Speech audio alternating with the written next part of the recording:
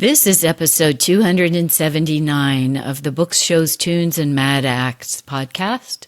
This episode is titled Talking Music with the Tattletale Saints.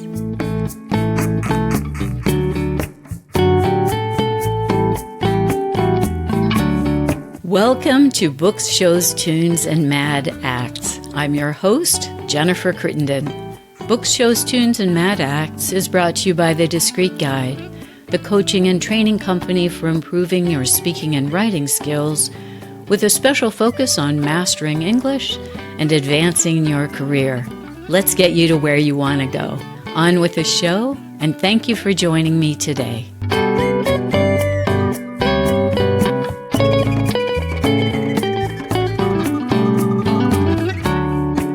I'm so pleased to welcome two musicians to the show today. They make up the Americana duo Tattletale Saints, and they're from New Zealand. So we're going to be able to listen to some delicious Kiwi accents today. They are Stanley and Vanessa McGowen. They are now based mostly in Nashville for their professional work, where they work as session musicians and also continue to tour together and release albums together while also pursuing individual projects of their own. They do a lot of stuff that we're going to talk more about: bluegrass, jazz, country, and pop. They've released 4 studio albums, including in 2023, the album In the Summertime, which is a collection of covers. I'll focus on each of them here for a second. Simon Stanley says that he can't stop writing songs about dancing, including Vampire Boogie, which he released this Halloween season. It's super fun, a recent kids single. He's a singer-songwriter and plays guitar and provides vocals for Tattletale Saints. He won the New Zealand Music Award for Best Children's Song for Marley Sitting on a Pumpkin Seed, which was written for his niece. Simon says he's a keen reader, something close to my heart, a long-distance runner, yogi, and lover of good old ball kick and a dip in the lake. He lives in Nashville with his girlfriend and 2 cats. Vanessa McGowen plays bass and sings for Tattletale Saints. She currently lives in Wisconsin and works out of Nashville as a session musician. She also works in marketing and merchandising for a business in the Wisconsin State Park and owns an apparel store. In her newsletter, Passion Fruit, she shares insights on the theme of realizing dreams and real stories, triumphs, challenges, and hard-won lessons on what it takes to turn a creative passion into a balanced, successful life. So welcome to the show, Simon and Vanessa. Hello. Hello there. Thank you. Thank you very much. Let's start with the name Tattletale Saints. How did that name come about? That name was, it was plucked from a book. It was plucked from this sounds very pretentious, but it was plucked from a Gabriel Garcia Marquez book, 100 Years of Solitude. Oh, yeah.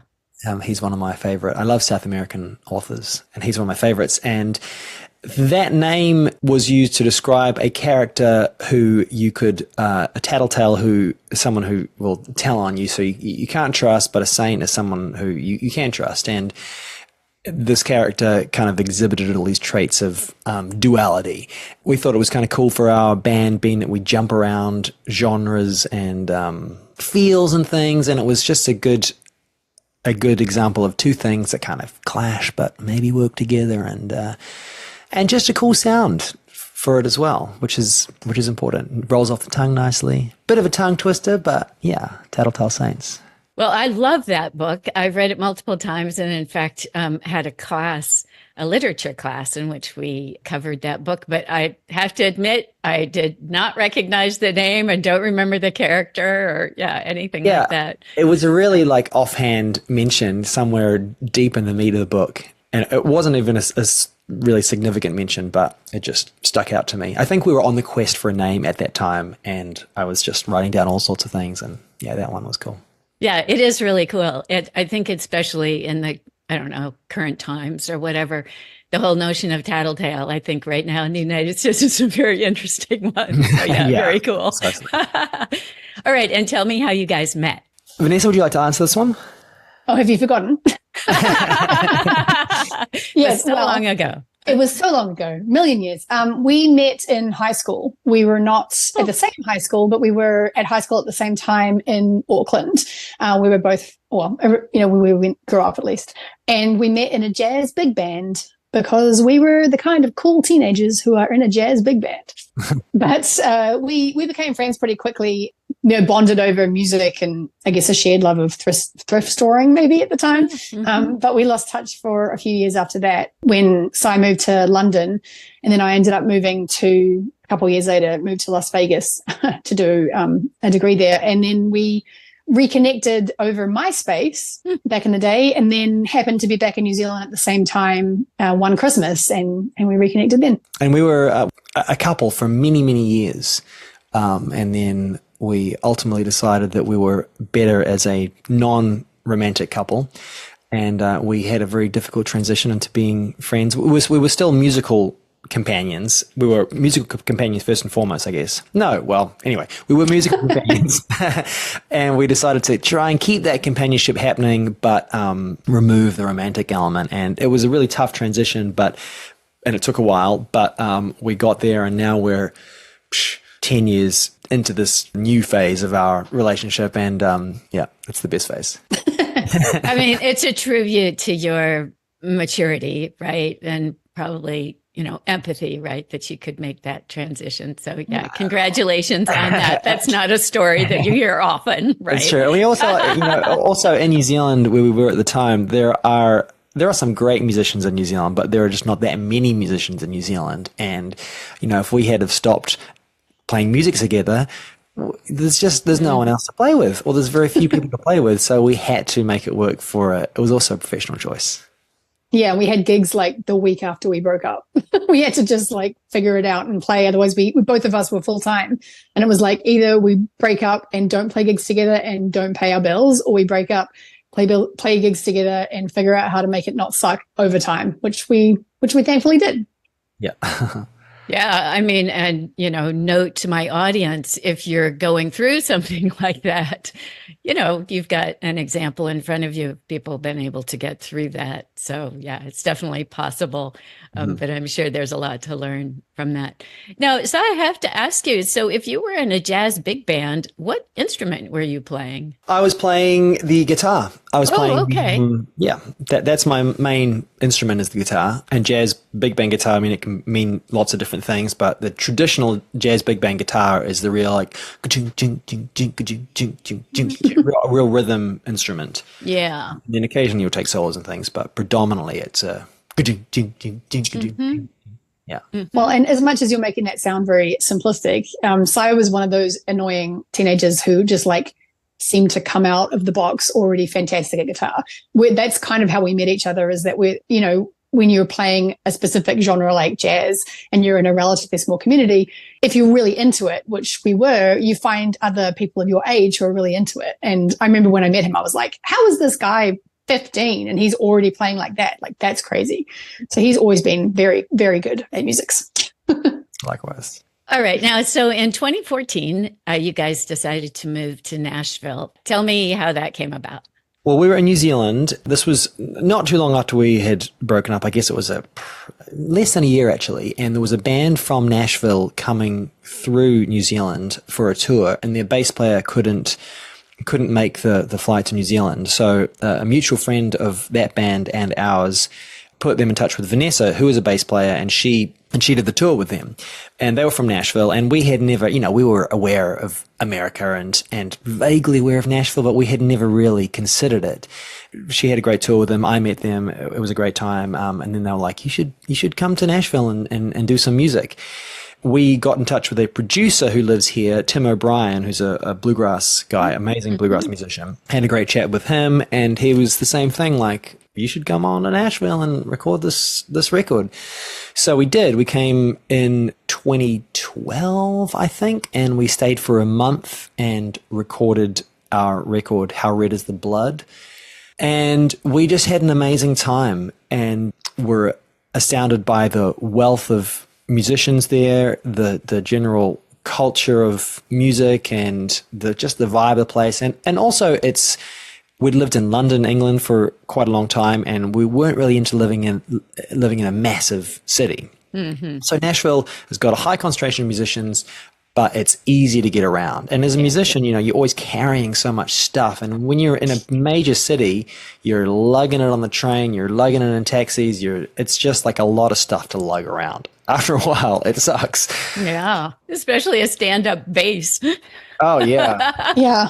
I don't know if I could do it now, honestly. Like, I feel like I've become feeble in my 40s, and I'm like, I mean, we used to haul so much equipment on the underground in London, like, you know, 60 to 70 pounds worth of gear each. It was obscene, but it was also like just what you did if you wanted to gig in those big cities. And I think you do it when you're in your 20s because your desire to pursue the career like outweighs your like disappointment at having to carry lots of heavy stuff all over the place. And eventually it's like, you know what? I don't want to do that anymore.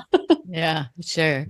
I tell you, the more I've been doing this podcast and the more I learn about Nashville, I'm so impressed with that city. I mean, of course, we think of it as being the heart of country music, but more and more I'm discovering all kinds of different musicians are living in Nashville. Yeah. Yeah, precisely. And we had that great month there and here in 2012, and then we went back to New Zealand and got the requisite visas and moved over in 2014. And then, you know, we've been here for 10 years now.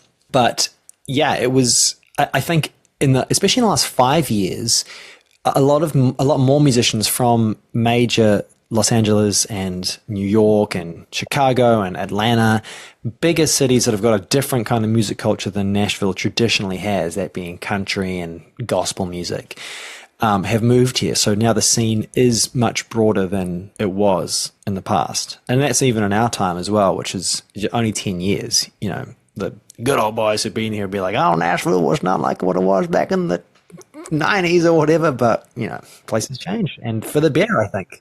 Yeah, places change. I mean, we're starting to be able to name off in San Diego our local musicians who have made the move to Nashville. So yeah, it's a thing.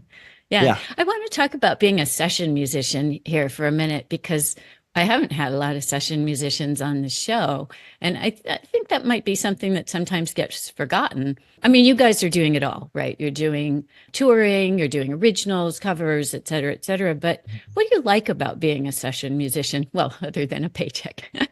I think it's really nice to just, like you said, we do a variety of things. So neither of us are like full-on session musicians, and there's all different kinds of session musicians as well. There's ones that just focus on the studio stuff, and that's, I guess, the classic example of a session musician. And then there's players who do the live stuff, which we do, and we do all those things. I don't know, it's just, I mean, I love playing guitar, and I get to play guitar, and doing it in the studio is great because you're trying to make a song come to life. You're trying to get the right tone for the song, explore different sonic spaces. And yeah, that's what I really enjoy about it. Yeah, I actually don't really love the session playing, honestly. I've done a fair bit of it. And mostly now I get called up for projects where someone like really wants my particular sound, rather than just like, I need a bass player, which is good, because the thing that I don't enjoy about the studio is if I do end up on a session where I'm sort of just like plug and play a bass line, like they just need a bass line. And I find that kind of boring, because it doesn't tap into, like, the part of music that I love is the creative, like the back and forth with other musicians and their creativity. And one of the reasons I love playing with Sai is that we've been playing together so long that we really can just, like, even if we haven't played together for months, we can jump back in and it's like, we just know what each other's going to do. So you can have a lot of fun. Mm-hmm. And I find the studio is very satisfying from my like classical background. Do exactly what you're meant to do and nail it. And like that kind of perfectionism gets like satiated by being in the studio. But honestly, it's not my favorite. I like it occasionally, and I love when we record because we bring that creativity into our sessions. But I do think it's a really useful skill to have, like you say, because it's a paycheck. And if you are entering the music industry or any creative industry, you know, especially when you're just starting out, like the more you can diversify your income streams, the more likely you'll succeed. So being a session player is certainly a nice string to add to your bow, but it's for me personally, it's not my favorite. Yeah, I agree, and I do prefer playing live, and that's not traditionally referred to as session playing, but it's it's in the same realm. You know, you're doing essentially the same thing, but I do like the energy of a live performance, and that's what we do so well, I think, together is play live. Yeah, I mean, there's something just powerful about that, and I guess it's the musicians, but the audience adds a kind of an unknown element to it, and yeah, it's awesome. It's magical, you know. I didn't mention this at the beginning, but obviously one of the reasons that I have the two of you on the show is because I really enjoyed your music. And I'm going to circle back to you, Vanessa, here in a minute to talk about the sound that you are able to achieve with the bass, which is interesting. But it's all of it, right? It's Simon's guitar playing and the harmonies that you guys do, the song choices that you make. But for only having two people and your instruments, you really make a really interesting sound. So yes, I'll mention that to my audience that you guys should check these guys out. Please, thank you. Yeah, yeah. I think my audience might enjoy the music, and there's a lot of variety too in the music that you do. Just to switch gears on you here, so my occasional co-host Bill Aho and I are big fans of covers. I never was actually before I met Bill. Yeah, I just thought that was, I mean, to do traditional tunes, that's a little bit different, right? But to cover fairly modern songs, I guess I didn't really understand why people would do that. And it was really Bill who educated me that you can really take a song to a completely different place and bring out things in that song that might have been missed on the first go. And so now I pay a lot of attention to covers. And I feel as though in the past, I don't know, maybe 5 years that I've been hearing a lot more interesting covers, like my own enlightenment is also spreading to other people. I was listening to Lake Street Dive's cover of Rich Girl. And I don't know if you're familiar with Nikki Bloom and the Gramblers, but they did a whole bunch of YouTube videos that they call the van sessions, where they actually record songs while they're driving down the highway. And these are all covers of, you know, kind of pop songs that maybe otherwise you might not think were particularly interesting. I mean, not to be critical, but, you know, sort of take the money and run kind of songs. But it's just, I mean, it's just fascinating to watch them do this in the van. They have 4 million views of their cover of "I Can't Go for That." Oh, so wow. I'm not alone in finding that whole thing fairly intriguing. That's Hall & Oates, isn't it? I can't go for that. Hall & Oates. Yeah, exactly. But you guys, you know, this is part of your repertoire is to do covers. I guess your last album was mostly covers or all covers. Yeah, the last album was all covers. Yeah. So I want to ask you about how you pick a song and what's your goal in covering it? Mm-hmm. When we play as Tattletale Saints, most of our set is original, but we always do probably 2 covers a set or something. And what is our goal in picking a cover? We love playing in different feels, like different... we don't play many rumbas. I guess we do play some rumbas, but like a rumba, like versus a 4 on the floor, something like that. It's really fun as a musician to play those different feels and to dig into them and to transition between them. And I think that's what I like doing different covers, is that you can dig into a different feel of a different song and create your own version of it. And how we choose the covers, I mean, they're just songs that we love, resonate with, and think that we should do that. Yeah, and I think sometimes we don't play, like I think what you were saying, Jennifer, about what's the point of someone covering a song is like, if you're just going to play it like the original, you're not going to do it better than the original, so what's the point? And I kind of agree with you. Like I think when we choose covers, we're looking for something that we can add our personal pixie dust onto. We like taking songs that are like a slow song and doing it as like an up-tempo rumba, or like, we don't play that as enough rumbas for the amount of times we've mentioned it today. So for example, we do, on one of our albums, we have a cover of Dancing Queen by ABBA.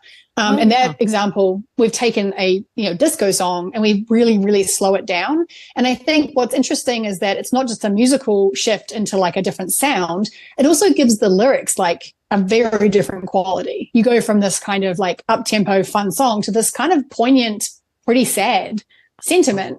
And that's like really interesting to us. This idea, I mean, like Sai said with our name, Tattletale Saints, like the juxtaposition of things has always attracted us. And I think maybe to our detriment, we've never tried really hard to fit into a box. We've always been like, I want to play a second line feel. Cool. Like, I want to play a slow country feel. Cool. Let's do it. And, you know, people maybe don't know what to do with us because of that, but it's really fun. And we both come from a massive variety of influences. So bringing them together just makes it fun for us. And so that's why we do it. Yeah, actually, listening to Simon talk about rhythms, I mean, that's one of the things that's really fun about the Vampire Boogie. I mean, it's not a cover, but I'm not sure we would always think of vampires and boogie going together necessarily, but it just works great. It's really fresh and original and fun. Yeah. So, yeah, I mean, you know, there's a lot to play with, a lot of knobs to turn and levers you can pull. And yeah. I think you guys are particularly good at that. Thank you. Okay, so let's go back to talk about the upright bass. That's one of the things that I heard in your music right away that I thought was interesting. I've always liked the bass a lot, but sometimes feel as though it does get swallowed a little, and that the audience might not realize what it is doing, like how important that role is inside the sound of a band. And one of the things I really liked was the bass sound in yours. It's particularly strong and it has a very confident and warm feel. It really feels as though it's kind of the engine of what's happening. And so I wanted to ask you about how are you doing this? Is it your instrument? Is it your style of play? Or just tell me a little bit more about the bass. And also, I think I noticed in one video that you were actually bowing instead of finger picking, if that's the right word for it. So tell me about that too. Well, I think first of all, good choice being a fan of the bass because it's the best one. I think there's two sides to this. There's my style of playing, and then there's also the context. And my style of playing so I was raised playing classical music on oboe, and then I started playing electric bass when I was 14, and I basically immediately joined the jazz band at school. Like there was someone who had to leave, and I had been learning for a couple months, and they were like, you're in the band now. And because I could already read music and I could play to a pretty high level, it was like definitely a sink or swim moment. And I managed to maybe not swim, but like not drown. A couple of years later, I transitioned to upright. I still play both and I really love both still. But I think my experience in jazz and my like melodic sense from playing jazz and from playing classical music has certainly informed the way that I play everything else. And I can like sit in a country band and just play a two feel, like there's professional environments where being a jazz player is not actually helpful. And if you can't keep it in check, you will get fired. But in our band, I can do whatever I want. So partly it's that. I don't know about that. Wait a minute. It's that like I get to, obviously Sai gets some vote, but I get to do more. But also when we started as a duo. So when you're a duo, you both, if you want the show to be interesting, you both have to do as much as you can. So like Sai's playing acoustic guitar, electric guitar, he's playing harmonicas, he's singing. I'm playing upright bass, I'm bowing the bass when it suits it. I'm doing backing vocals. Like I do percussion on the bass in a few songs. We're basically just trying to squeeze everything we can out of our instruments. And I think because we're a duo, naturally the bass, you can hear it more because there's less covering it up. But I think it's also that because we're a band led by a bass player and a guitar player, the bass is given more prominent place than it would otherwise be. Because you're right, like often it's like if you can hear the bass, then something's wrong. Like it should just be there and you should feel it. And if it's like, I do think the bass is largely the engine of the band, even more than the drums, which I would be happy to show down with. We'll get a drummer on here. Pick your fighter. I mean, because the drums are certainly, I think the drums have much more of a decorative role in a band. And the bass, like when the bass is good, you just dance. You don't think. And that's kind of a weird thing for an instrument to be like, if you're doing a good job, no one thinks about you. But I think in our band, because I'm able to sort of be a bit more prominent, that's why you get to hear what I'm actually doing rather than it being kind of buried. Yeah. Yeah, I agree with that. And I think that the groove is such a huge part of our music, and Vanessa has got a great groove. And she also digs in, and we always say, like, smack it. She is assertive with her rhythmic choices, and that's what it takes to, like, establish a groove. If you're too passive with it, then nothing's going to be established. You have to be sensitive, which she is, but you also have to smack it when you need to. And partly that's growing up in a big band, honestly, that like I learned to smack it in a band that was like, I mean, big bands are big machines to move, from the rhythm section. And we were doing like 4-hour jump swing gigs. I mean, that's an initiation into having to smack it. And I also think that I've always been drawn to the bass because I'm a control freak, and from the bass chair, you can like control everything. So part of it, I'm sure, is like, I think in my early days, it was maybe more arrogant, hopefully, than it is now. But like this idea of this is where the time is, you like come with me or you're getting left behind. And I think if you have that, you can use it for good when you realize that you can also use it for bad. You have to find the line, but she's chilled out a little bit since those early days. What this reminds me of is, Phil Lesh played the bass for the Grateful Dead. He recently passed away, but he also, he had a very big role in the Grateful Dead. And Jerry Garcia used to say, when Phil is working, the whole band is working. Yeah. So it's interesting about what you say about you're kind of controlling, what's happening. It's interesting. It's a great instrument. Beautiful, beautiful sound. Okay, Simon, let's talk about children's music here for a minute. So you're, obviously pursuing all kinds of different things. You guys are pretty eclectic. What do you like about writing for children? And then I'll just throw this in there. My personal opinion that is a lot of children's music is really awful. And so maybe you could, I'm sure you're listening to a lot of it. Maybe you could tell me why some of it is so bad. Yeah, well, I mean, I think there's two ways of looking at that, in that, you can listen as an adult, but you also have to listen as a child. And something can be bad from the perspective as an adult. It can just be like infantile, like bubbles, things like that. But kids. Oh, well, that's okay. Stuff. I don't mind that. I've got an inner child. Exactly. But I agree. I mean, a lot of it really, I'm just like, oh, that is questionable. But what I like about it is that you can be kind of lavishly colorful. And I find that you don't have the same, I mean, I try to be colorful in my like adult music writing as well, but I have more hang-ups with my adult music writing in that I'm just more precious about my metaphors and how it's going to be interpreted, and that's not a good thing. But with kids' music, it's all just trying to create a fun, clear picture of a scene that a child can get into and understand. And I never thought I would do kids' music, but I wrote this one song for my niece years ago, just like, I mean, songs, I don't know where they come from. That song was called Marley Sitting on a Pumpkin Seed. Her name is Marley, and she was very small. So I just thought she could sit on a pumpkin seed. She's that small. So that's how that song came about. And then my roommate at the time, I played it for him, and he was like, oh, that's a great song. We should record it. So we did. And Vampire Boogie, I was just sitting in my living room right there, just mucking around, and I was singing, we do the Vampire Boogie. And Natia, my girlfriend, was like, what are you singing about? What is going on? And I don't know where it came from, but it just, the concept of a misunderstood vampire who really just wants to dance, it just like, that was the concept, and I just ran with it. I would say, as someone who's watched Cy as a songwriter for 20 years, when he started writing kid songs, it was very clear very quickly that it like allowed him to be just creative in a really fun way.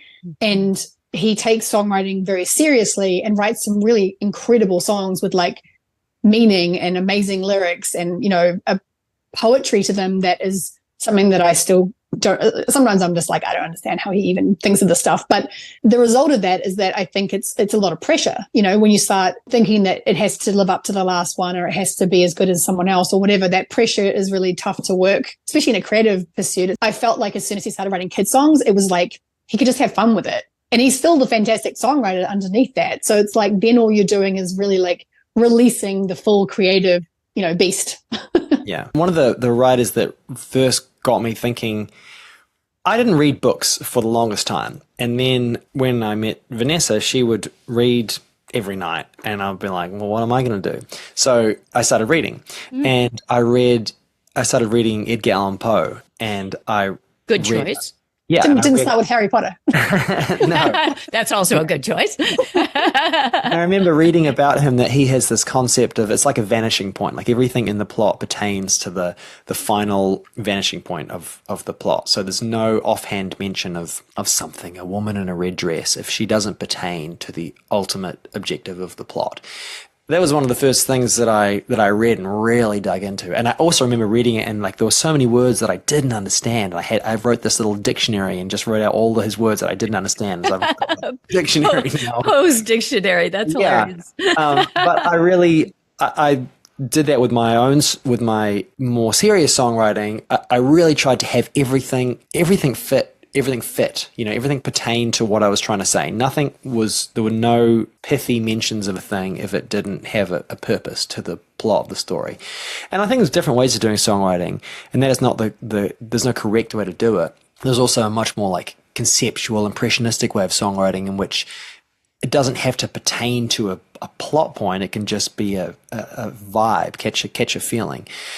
But with getting back to kids' music, I still like to have it kind of pertain. I want it to be relevant, but I'm not holding on to that quite as hardcore as I am with the other stuff. And it's just lighter, It's so interesting, actually, now that you're talking, this whole idea of being able to be more free in writing children's music and less guarded, really. Yeah. It occurs to me that it's a little bit like being with children. There is something super fun. I mean, I always end up at the kids' table.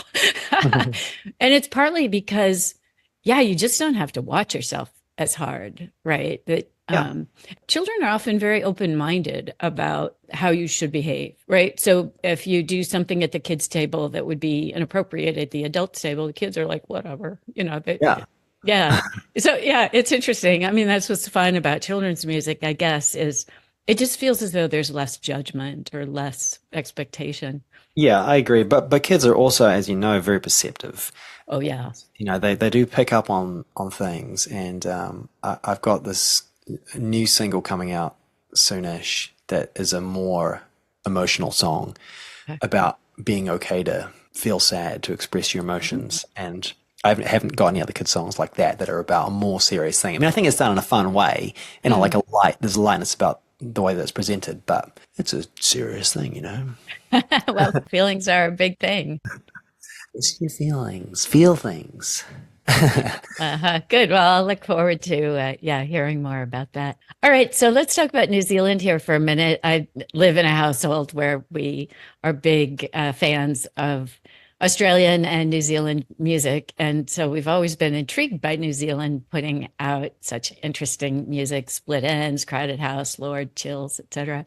Do you have any theory about why New Zealand has such talented musicians? Yeah, it's interesting. This is a question that neither of us had ever really considered until we moved to the States, because no one in New Zealand's asking you about New Zealand music, But it is interesting. Partly it's also like leaving. Like I always say that wherever you grow up, you can't really understand it until you leave. Mm-hmm. Like you have to leave and get perspective. And I think it's the same with New Zealand. We had to maybe leave to be able to see it with some kind of perspective. And I think it's partly that New Zealand is so isolated that it creates kind of like a intense lab for creativity. Right. Because, you're sort of contained. And also we have this interesting mix of influences where like, with music, with TV shows, with all pop culture, we always had like half British, half American. So like now people will mention some American kids show and they'll assume I haven't heard of it. And I'm like, oh, of course I watched that. Mm-hmm. But then they'll mention another one and I'll be like, I have no idea what you're talking about. Because it just depended. And I think that mixture of pop culture combined with this like isolation probably just led to like the perfect conditions for maybe things to be more creative, because you're also like, I don't know, those names you mentioned, like those are some big artists that did really well, but the odds of someone from a country of 5 million making it in terms of like what looks like on the world stage is sort of so out of the question that I don't think a lot of New Zealand musicians really pursue it with here. If you want to do that, you like move to LA and you start, you know, like there's a path. And I think for New Zealanders, maybe that path isn't as obvious, so it becomes less important maybe. That's a speculative theory. Yeah.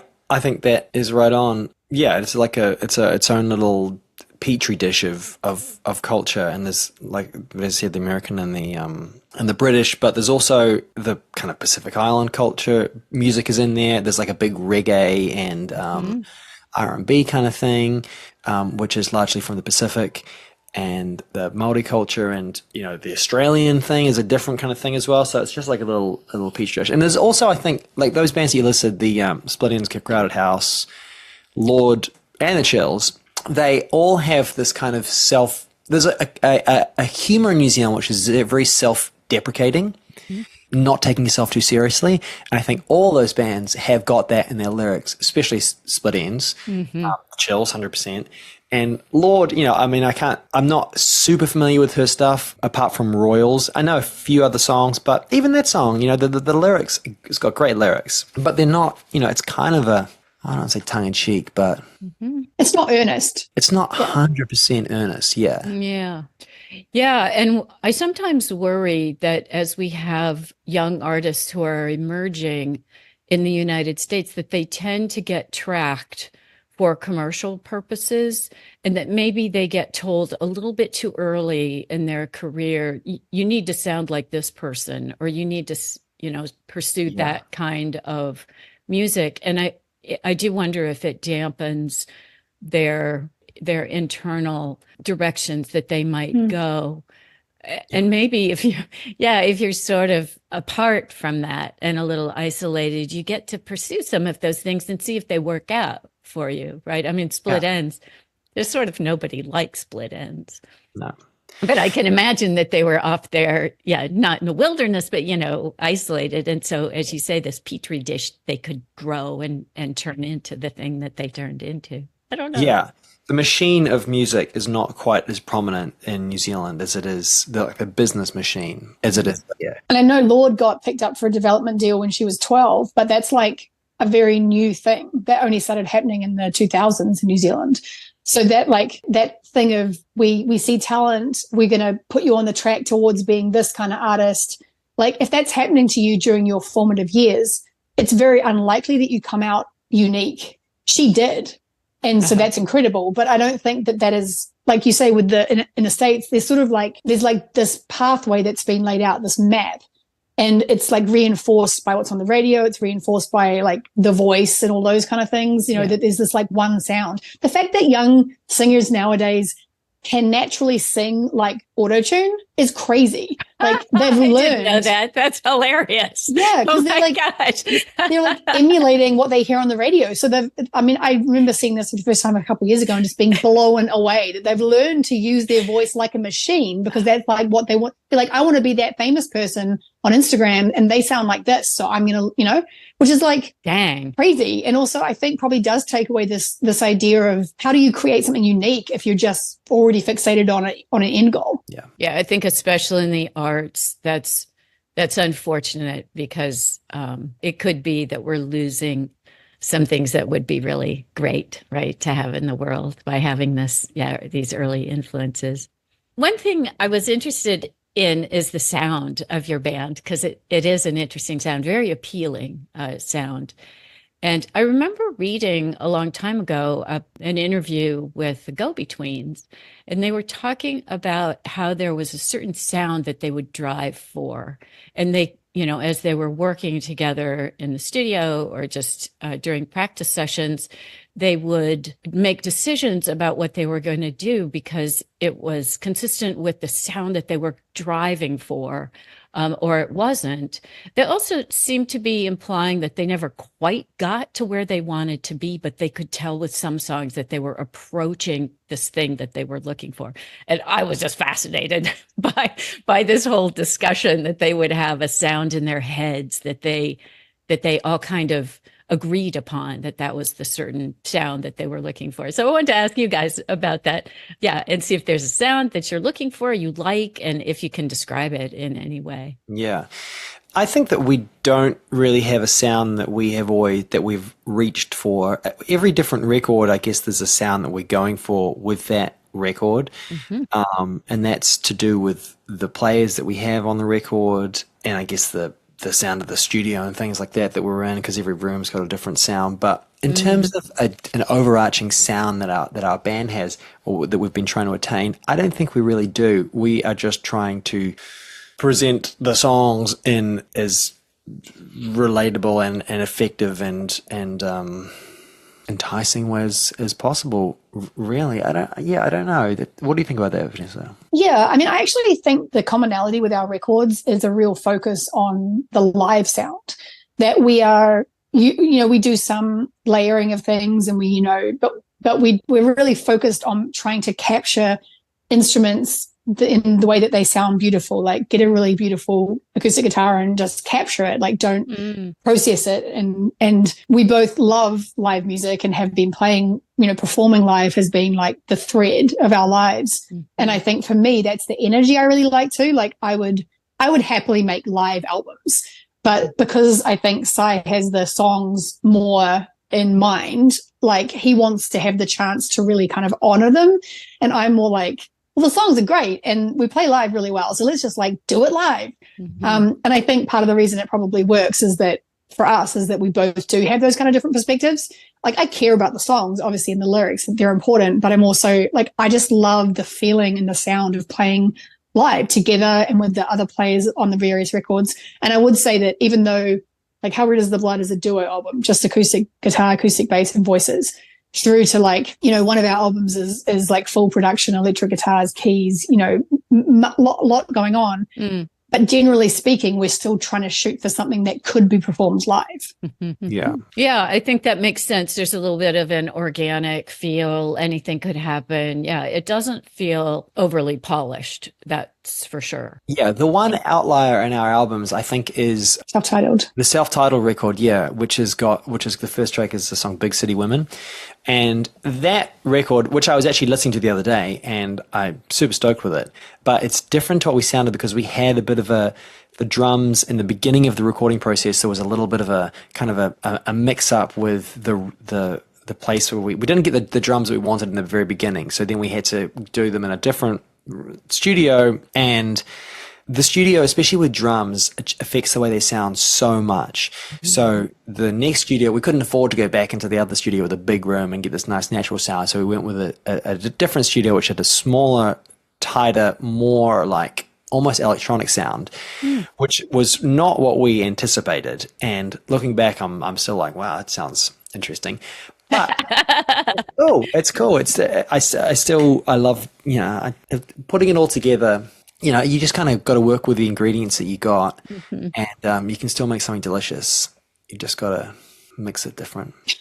Okay, yeah. So one last question for you, Vanessa. If you were to distill a lot of your wisdom about the kind of the different aspects of your artistic life, is there one precious gem that you would share with us today about turning a passion into a successful life? Yeah, when I first started thinking about this, I expected it to be difficult to find one, but I think overall my general guidance to people is always to make sure that they define their own version of success. That, when you're pursuing a creative job, or, like if you're turning a creative passion into your job, there's so many ways that you can be successful, whether it's acclaim, whether it's money, whether it's travel, whether it's time. There's all of these different ways that you can perceive your life to be successful.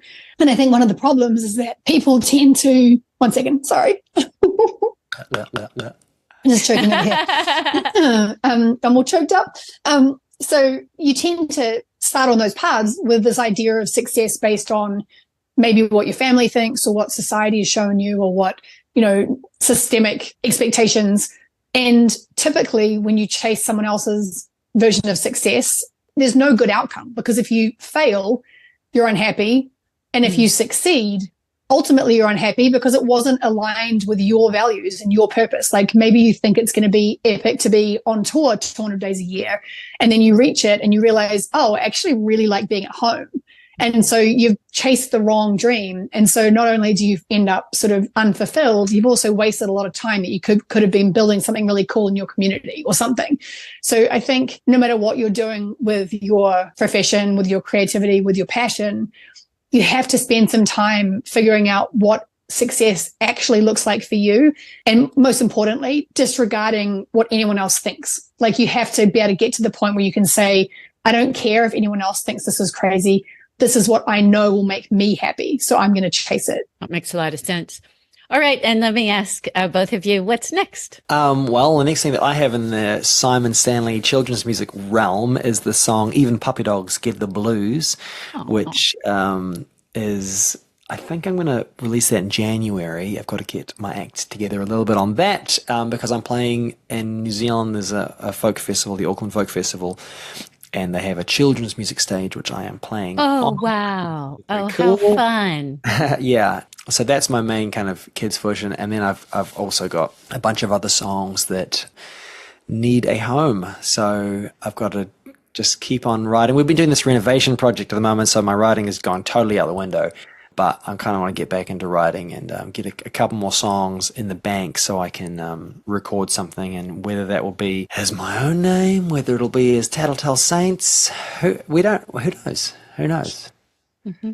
But yeah, that's what's next for me. Yeah, let me just ask you a follow-up question to that. So when you write a children's song, what happens to it next? Do you mean in terms of the release and everything? Yeah. So you released Vampire Boogie as a single. Yeah. And so how does it come out into the world? Do eventually you think that will fit into an album? Well, yeah, I think the landscape of music releases is changing and has changed, and that it's a more single-focused world.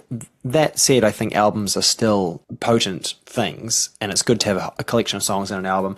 I think eventually I will record a bunch of songs and have them kind of coalesce as an album. I honestly don't know how Vampire Boogie and Marley Sitting on a Pumpkin Seed, especially because they're recorded in different rooms and different, Marley was recorded 4 or 5 years ago, and Vampire Boogie I just did. Right. Another song. So they all sound a bit different. So I'm not quite sure, but yeah, the general way is that you just record the song, and then you have to get your distribution sorted out, and then you have to corral all the different assets, the video assets, the photo assets, all the different things, and put them all in a package and try and create some kind of vibe or buzz or something around it, and then just hope for the best. That is how yeah, that is how I found you, was through Vampire Boogie, through the promotional efforts of that single, which yes. I liked that song, and so that led me down the various rabbit holes. So it that worked, right? That was effective. Yeah, no, I'm grateful for that, for my publicist. She does a fantastic job. Yeah, and I think I just want to keep on releasing more music with a greater frequency. Is what I think that's the way to do it. Is to not be doing what I do and have a song come out 5 years ago and then have a song come out 2 years ago and then have a song come out now. It's to be releasing songs every few months, or 6 months is probably even too long. But just to keep the foot on the accelerator modestly, not too fast though. Yeah, I think that is an issue with children's music, right? Because parents want to be able to put on something fairly long that's going to occupy the kids for a while. I mean, I'm just making this up on the spot here, but I was thinking of the Wiggles. And one of the reasons I think they're so popular is because they are so prolific, right? So they were just putting out album after album after album. And so if the parents decided that they liked the Wiggles, that they could tolerate having them played, 400 times in the background. And there was a lot for them to choose from, right? So that's an interesting thing about children's music that might be a little different than music. It is, yeah. I mean, I simply can't write at that pace to write what I consider to be good songs and I can't be that prolific if I want to keep my standard high. That will always be a factor with me. Vanessa, what's next for you? Well, I have like a sort of interesting seasonal life in that I tour a lot in the summer. And in the summer, I also have 2 businesses that I run. So a store in a state park, like you said, and then I also have an apparel store that my partner and I opened early this year. And the summer is very busy for both of those jobs. And then in the winter, most of that goes away. We do a lot of ordering for the businesses, but the winter for me is really focused on coaching and helping other creative people put projects together, create album release plans. I've been teaching music since I was 17, and I've always, until I moved to Nashville, I had always taught as well. And I always really loved it. But the part that I especially loved was when we would put our instruments down and talk about the industry and about the mindset. And like the part of coaching that I really enjoy is kind of digging into some of the psychology behind it. Because I feel like you can learn 50 different marketing hacks, but if you don't believe that you are worthy of success, you will never be able to pursue it, because you will have these barriers, these limiting beliefs that will just constantly punch you in the face, which for musicians is usually perfectionism, self-doubt, fear of failure. Like, it's amazing and really sad how common that is. And the flip side of that being that the music industry has like the highest levels of anxiety and depression compared to normal society, because it's a really vulnerable place to be creative. And you're also kind of alone. Like, usually you're pursuing these projects, like Sai's talking about all the stuff he has to do to release a song. And like most people are doing that by themselves. So my role as a coach is pretty much helping people work through their insecurities, find ways to kind of reframe them. And then honestly, a lot of the time I'm just helping them feel confident about their choices. Whereas someone will come to me and say, I think this is a good idea for my release plan. What do you think? And I might say like, oh, you probably should give it a couple of extra weeks here or there or whatever. But I've realized that a big part of it is just having someone in your corner so you don't feel like you're doing it alone. And I love that. And I really value the winter time because I do get to help people, and it's a fantastic feeling. So for me, the winter is really about creativity, coaching, and helping artists like Sai. And in fact, we have worked together on some things, me helping him a little bit, just to, basically unleash their potential, which sounds really cheesy, but like we all have so much potential, but we're also all so held back by fear. And I really think it's important for someone like me who's in the industry to help other people push through that, Yeah, I want to piggyback on that for a second too, because I do quite a bit of career coaching and coaching on presentation skills, speaking skills, writing skills. And what I often find is that we have a tendency to go to our friends and family for advice. And I think there's a fundamental problem with that, especially if your friends and family are not in the industry that you're working in, because they do tend to just want you to be happy. And that's not necessarily what you're gunning for. And so, yeah, I agree. I do encourage people to choose the source of your advice wisely. I mean, nothing wrong with asking friends and family for their input, but be aware that they're coming from a different place than you might be coming from. And there's real value in talking to people who have experience in that industry or the field that you're working in. Yeah, I totally agree. And I think it's for 2 reasons. It's like, all they want to do is protect you from pain. So they're not going to have you like push through something to reach potential, because they just want to protect you. And also because that advice comes from someone who hasn't done it. It's better to be talking to someone who's, even if they haven't experienced the exact thing that you're dealing with, someone who's experienced a similar transformation or progression or career growth is going to be able to give you actual useful advice. Whereas your friends and family are just going to protect you from disappointment and pain. And that usually means they say, oh, it doesn't sound like it's going to work. Just don't do that. Exactly. And that's not always good. I mean, it's good. It's nice that they care, but it's not always good career advice. Very well put. Yeah, exactly right. Yeah, very well put. Well, thank you both so much for spending the time with us today. I've enjoyed our conversation so much. And before I let you go, is there anything that you'd like to share with the audience? Yeah, I mean, I guess you should check out SimonStanley.com. SimonStanleySays.com. SimonStanleySays.com. It's such a good song. I have honestly walked around the house singing Vampire Boogie all the time. And then we have TattletaleSaints.com, Tattletale like the story, not the waggly dog. T-A-L-E, Saints.com is our band. And then if you want any of my career coaching stuff, my website is just VanessaMcGowen.com for that stuff. But yeah, we love talking about music and we love talking about our music. So thank you for having us. Yeah, it was really lovely. Thank you so much. Thank you. All right. Bye.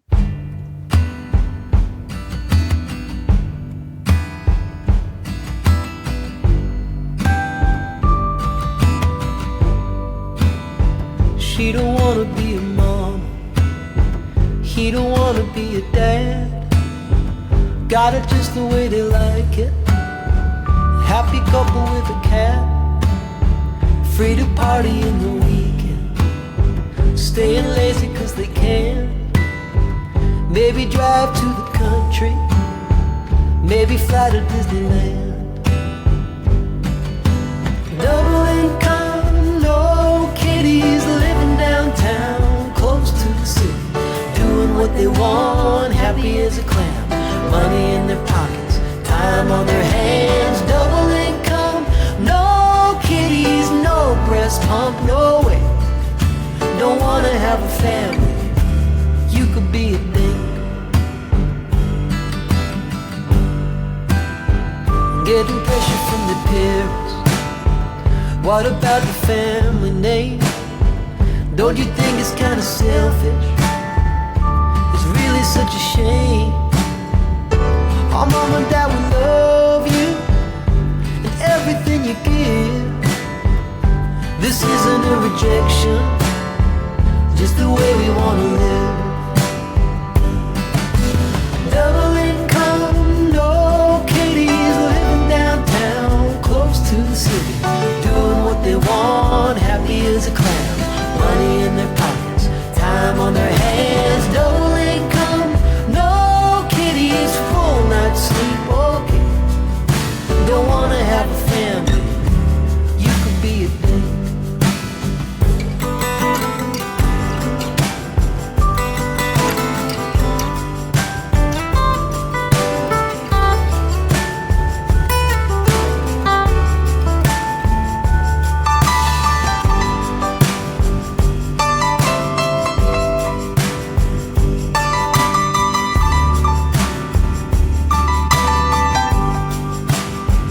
Got a brother in Hawaii with a little baby girl. Go to visit in the time off, a big part of the world. Take her out to see the turtles, pitch in and lend a hand. And the best thing about it, at the end they give her back. Double income, no kitties, living downtown, close to the city, doing what they want, happy as a clown. Money in their pockets, time on their hands. Double income, no kitties, ain't no one right way. Don't wanna have a family, could be a thing. I don't wanna have a family, I wanna be a thing.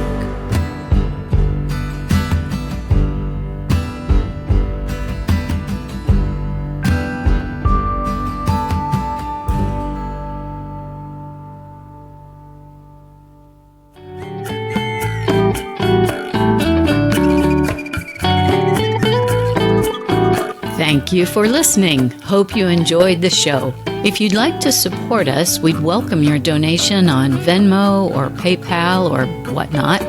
Links are in the show notes or on our website, Books, Shows, Tunes, all one word, .discreetguide, all one word.com, under the support tab. And hey, while you're there, drop us a line and tell us what you thought of the episode. We'd love to hear from you.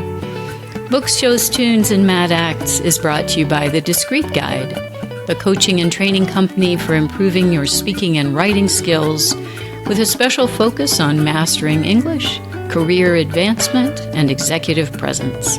Let's get you to where you want to go. Lastly, a shout out to Podomatic, our great podcast hosting platform, and to Quincas Moreira for the theme music.